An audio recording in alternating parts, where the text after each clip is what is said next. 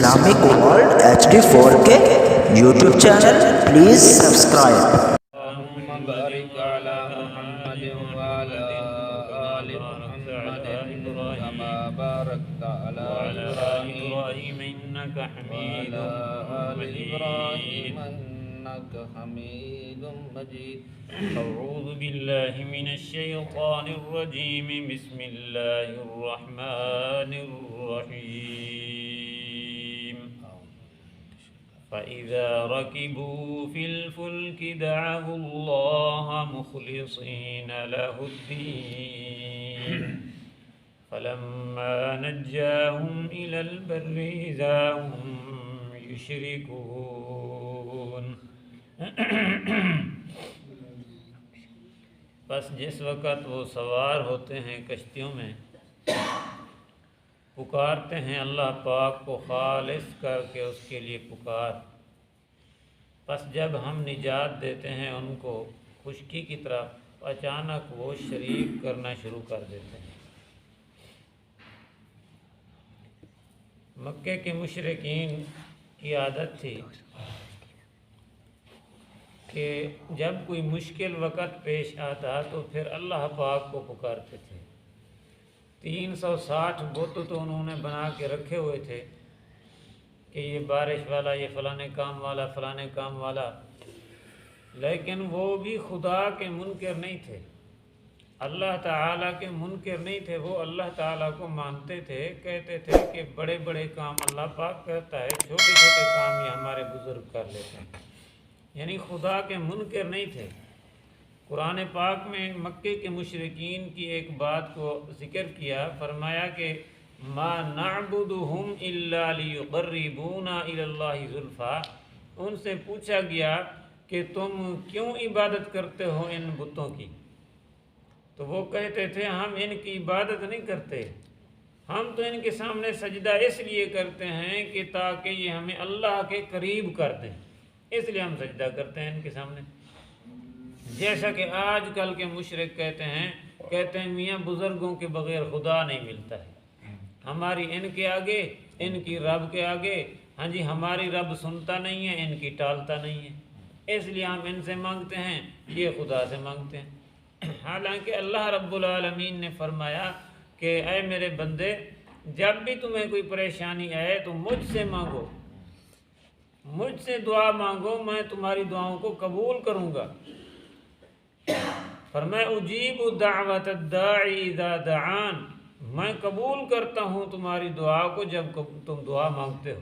جب بھی کوئی دعا مانگتا ہے اللہ پاک فرماتا ہے میں دعا کو قبول کرتا ہوں، تو تمہیں چاہیے کہ دعا مجھ سے مانگو۔ تو بہرحال آج کل ہم کہیں نا کہ فلانا شرک کر رہا ہے، مشرک ہے، کہتے ہیں نہیں یار وہ تو چنگا بھلا انسان ہے، وہ تو نماز بھی پڑھتا ہے، وہ تو روزہ بھی رکھتا ہے، وہ اللہ کو بھی مانتا ہے، ہاں جی نبی کو بھی مانتا ہے، پھر مشرک کیسے ہو گیا؟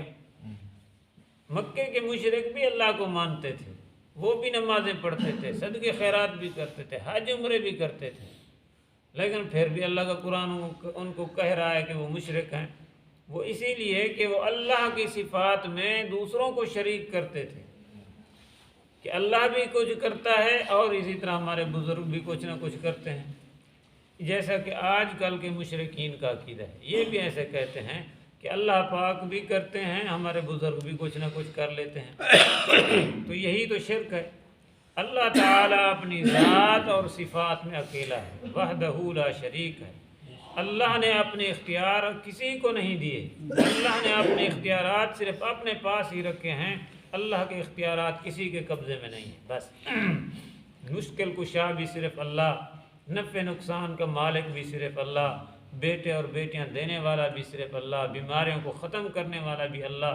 ساری کائنات کے فیصلے، جو کچھ ہو رہا ہے، جو کچھ آگے ہوگا یا جو کچھ پیچھے ہو چکا ہے، سب کچھ اللہ کے حکم اور فیصلے سے ہوا ہے اور فیصلے سے ہوگا، اور اللہ کے فیصلے کو دنیا کی کوئی طاقت ٹال نہیں سکتی۔ یہی توحید ہے۔ مکے کے مشرکین جو تھے نا، جب نبی پاک صلی اللہ علیہ وسلم نے مکہ فتح کیا تو بڑے بڑے نبی کے جو دشمن تھے نا بھاگ گئے ڈر کر کہ آج مسلمانوں نے مکہ فتح کر لیا ہے، ہماری خیر نہیں ہے۔ سارے بھاگ گئے ڈر کی وجہ سے۔ ابو جہل کا بیٹا تھا اکرمہ، یہ بھی بھاگ گیا۔ اب اس کی گھر والی تھی ام حکیم، اس کا نام تھا۔ نبی کریم صلی اللہ علیہ وسلم فاران پہاڑ کی چوٹی پر یا بیت اللہ کے دروازے کے سامنے آ کر کھڑے ہو گئے۔ آپ نے فرمایا او مکے والے سارے جمع ہو جاؤ ادھر۔ سارے جمع ہو گئے تو آپ صلی اللہ علیہ وسلم نے فرمایا تمہیں یاد ہے تم نے ہمارے فلاں صحابی کو انگاروں پر لٹایا تھا، تم نے فلاں صحابی کو جو ہے نا پانی میں غوطے دے کر مارا تھا، تم نے فلاں صحابی کو تپتی ریت پر لٹایا تھا، تم نے فلاں کو جو ہے نا مار مار کے اس کو تم نے زخمی کیا تھا۔ تو سارے وہ جو دکھ تھے نا نبی پاک صلی اللہ علیہ وسلم نے ان کو گن کر سنوائے۔ تم نے میری بیٹیوں کو طلاق دیے تھے، تم نے مجھے پتھر مارے تھے، تم نے میرے اوپر کچرے ڈالے تھے، تم نے فلاں صحابی کو تنگ کیا، فلاں کو تنگ کیا، پتہ ہے تمہیں آج تمہارے ساتھ کیا ہونے والا ہے۔ تو نبی پاک صلی اللہ علیہ وسلم جیسے جیسے باتیں بتاتے گئے ان کے تو ہوش اڑتے گئے کہ آج ہماری خیر نہیں ہے۔ تو آخر میں نبی پاک صلی اللہ علیہ وسلم نے فرمایا میں آج تمہارے ساتھ وہی معاملہ کرتا ہوں جو یوسف علیہ السلام نے اپنے بھائیوں سے کیا تھا، لا تثریب علیکم اليوم، آج کے دن میں محمد نے سب کو معاف کر دیا، آج کے دن میں محمد نے سب کو معاف کر دیا ہے۔ تو پھر ایک عورت بھاگتی ہوئی آئی، اللہ کے رسول فلانا جو آپ کا بڑا دشمن تھا اس کو بھی آپ کچھ نہیں کہیں گے؟ آپ نے فرمایا کچھ نہیں کہوں گا۔ وحشی بنت حرب، اور جس نے نبی پاک صلی اللہ علیہ وسلم کے چچا کو بے دردی کے ساتھ شہید کیا تھا، 11 ٹکڑے کر دیے تھے، اس کے بارے میں پوچھا اللہ کے رسول وحشی کو بھی آپ کچھ نہیں کہیں گے؟ آپ نے فرمایا اس کو بھی کچھ نہیں کہوں گا، معافی ہے۔ اللہ ام حکیم آ گئی، اکرمہ کی گھر والی، ابو جہل کا جو بیٹا تھا بھاگ گیا تھا، اللہ کے رسول اکرمہ کو بھی کچھ نہیں کہیں گے؟ آپ نے فرمایا اس کو بھی کچھ نہیں کہوں گا۔ یہ دوڑتی ہوئی گئی اپنے خامد کو تلاش کرتے ہوئے، اس کو بلا کر بھاگ گیا ڈر کی وجہ سے، کرتی کرتی گئی تو سمندر کے کنارے پر وہ کھڑا ہوا تھا، انتظار کر رہا تھا، اور انتظار اس وجہ سے کر رہا تھا کہ کشتی جو ہے وہاں پر جو پار جاتی تھی اس کا ارادہ تھا کہ کشتی پر سوار ہوں اور پار چلا جو بھاگ جاؤں، اور پار جانے کے لیے جو ہے نا کشتی جو جاتی تھی وہ 15 دن کے بعد جاتی تھی۔ اب وہ کشتی اس سے پہلے چلی گئی تھی، اب بیچارہ یہ انتظار کر رہا تھا وہاں پر۔ تو ایک جگہ پر یہ چھپا ہوا تھا، اس نے جو ہے نا وہ کشتی کہتے ہیں کہ پھر جو ہے نا یہ 15 کچھ دن انتظار کرتا رہا، کشتی میں سوار ہوا، یہ تلاش کرتی کرتی وہاں پر پہنچی۔ کشتی جب درمیان میں پہنچی نا، یہ اکرمہ بھی اس میں سوار ہے، درمیان میں پہنچی تو وہ غوطے کھانے لگ گئی کشتی۔ سب نے پکارنا شروع کر دیا اپنے بتوں کو، اپنے معبودوں کو، پیروں کو، کوئی یا عزا یا ہاں جی حبل، تو کوئی کیا کہہ رہا ہے، کوئی کیا کہہ رہا ہے۔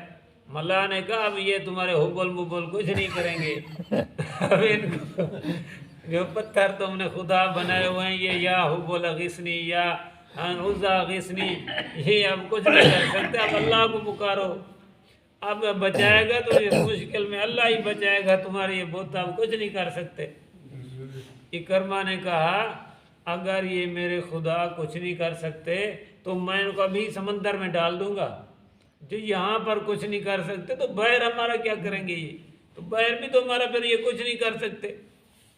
تو وہاں پر جب کچھ نہ ہوا، حبل عزا سب کو بلاتے رہے، کچھ نہ ہوا، سب نے اپنے بتوں کو خداؤں کو پانی میں ڈالا، کہا تمہارا ناس ہو، تم ہمیں مشکل وقت میں نہیں بچا سکتے، اور کب بچاؤ گے تم ہمیں؟ سب کو پانی میں ڈال دیا، وہاں پر اللہ کو پکارنا شروع کر دیا جی۔ پھر کشتی اس نے کہا اکرمہ نے اے اللہ مجھے پار واپس لگا دے، تو میں اگر بچ گیا نا، کشتی اب ہماری بچ گئی تو اے اللہ میں شرک چھوڑ دوں گا، تیرے نبی کے ہاتھ پر کلمہ پڑھ لوں گا۔ اب جی یہ یہاں سے جو ہے نا کشتی پار آ گئی واپس۔ اب واپس جو آیا نا تو اس کی بیوی کھڑی ہوئی تھی، اس کی بیوی نے نبی پاک صلی اللہ علیہ وسلم سے پوچھا تھا نا ام حکیم نے، اللہ کے رسول مجھے آپ پہچانتے ہیں؟ آپ نے فرمایا ہاں تو ام حکیم ہے، اکرمہ کی گھر والی ہے۔ کہنے لگی اللہ کے رسول پھر میرے خاوند کو بھی آپ کچھ نہیں کہیں گے؟ آپ نے فرمایا کچھ نہیں۔ اللہ کے رسول وہ تو نہیں اعتبار کرے گا، میں اس کو بلا کر تو لاتی ہوں لیکن وہ میری بات نہیں مانے گا، کہے گا نبی آج مجھے نہیں چھوڑے گا، میں نے تو اس کی بڑی دشمنی کی ہے۔ اللہ کے رسول پھر جو ہے نا مجھے کوئی نشانی دیں۔ نشانی بتلائیں کوئی پھر. تو آپ صلی اللہ علیہ وسلم نے کالے رنگ کی پگڑی باندھی ہوئی تھی، وہ آپ نے پگڑی اتاری اور ام حکیم کو دیا اور فرمایا یہ میری نشانی ہے، لے جاؤ اکرمہ کو یہ دکھلانا کہ دیکھو اللہ کے رسول کے نے یہ نشانی دی ہے. آپ نے فرمایا اس کو بلا کرو، میں محمد کچھ نہیں کہتا. جی اس نے اکرمہ جو آیا دیکھا کہ کھڑی ہوئی تھا ام حکیم ہے، میری گھر والی کھڑی ہوئی، اللہ خیر کرے پتہ نہیں کیا کرنے آئی ہوئی ہے، شاید محمد کریم نے عورتوں کو بھی پناہ نہیں دی اس لیے یہ بھاگ کر آئی ہوئی ہے. یہ جب آیا تو اس نے بغل میں نا کوئی چیز چھپائی ہوئی ہے، آ کر پوچھتا ہے کیا مسئلہ ہے، تمہیں بھی پناہ نہیں ملی کیا مکے میں، نبی نے تمہیں بھی نہیں چھوڑا کیا؟ اس نے کہا اللہ کے رسول نے تو سب کو معاف کر دیا، تجھے بھی معاف کر دیا. اس نے کہا ایسے نہ کرو، میں یہ نہ ہو جاؤں تو پھر. اس نے کہا اللہ کے رسول نے یہ نشانی دی ہے، فرمایا اکرمہ کو بلا کر لو، میں محمد نے معاف کر دیا. اللہ کے رسول صلی اللہ علیہ وسلم نے پھر اکرمہ آیا، نبی پاک صلی اللہ علیہ وسلم کے ہاتھ پر کلمہ پڑھ کے مسلمان ہوا. باپ ابو جہل ہے، سارے جاہلوں کا سردار، نبی کا سب دشمن، جہنم میں جل رہا ہے، لیکن بیٹا کلمہ پڑھ کے مسلمان ہو رہا ہے، جنت میں کا مالک بن رہا ہے. تو بہرحال مکے کے مشرکین مشکل وقت میں کس کو پکارتے تھے؟ اللہ پاک کو. لیکن آج کے جو مشرک ہیں یہ مشکل وقت میں بھی اللہ کو نہیں پکارتے. وہ ایک عالم ہیں جھنگ کے، اس نے کتاب میں لکھا ہے، کہتا ہے جی مجھے اللہ سے مانگتے ہوئے شرم آتی ہے، میں تو نبی سے مانگتا ہوں. اور شرک کس کو کہتے ہیں؟ یہی تو شرک ہے. مانگنا ہے تو کس سے مانگنا ہے بزرگوں؟ اب دیکھیں ترجمہ، فرمایا فَإِذَا رَكِبُوا فِي الْفُلْكِ، بس جس وقت وہ سوار ہوتے ہیں کشتیوں کے اندر، دعوا اللہ، کشتیاں جب بھنور میں آ جاتی ہیں تو دعوا اللہ مخلصین لہ الدین، پکارتے ہیں اللہ پاک کو خالص کر کے پکار. اللہ پاک فرماتے ہیں میرے بندے جیسے میں نے دی ہے تیرے منہ میں خالص دودھ کی دھار، اسی طرح تو بھی مجھے خالص کر کے پکار، کسی اور کو نہ پکارا کر. فرمایا فَلَمَّا نَجَّاهُمْ إِلَى الْبَرِّ إِذَا هُمْ يُشْرِكُونَ، بس جب ہم ان کو نجات دے دیتے ہیں اس پانی سے تو اذا ہم یشرکون، اچانک پھر وہ شرک کرنا شروع کر دیتے ہیں، پھر اللہ کے ساتھ شریک کرنا شروع کر دیتے ہیں. جب بیٹا نہ ہونا اللہ سے مانگتے ہیں مانگتے مانگتے بڑی مشکل سے اولاد ہوتی ہے، پھر جب اولاد ہو جائے پھر نام رکھتے ہیں پیر بخش، ہاں جی پیر ڈتا، پیر بخش، احمد بخش. ہاں جی ادھر رو رو کے اللہ سے مانگتا رہا، اللہ نے بیٹا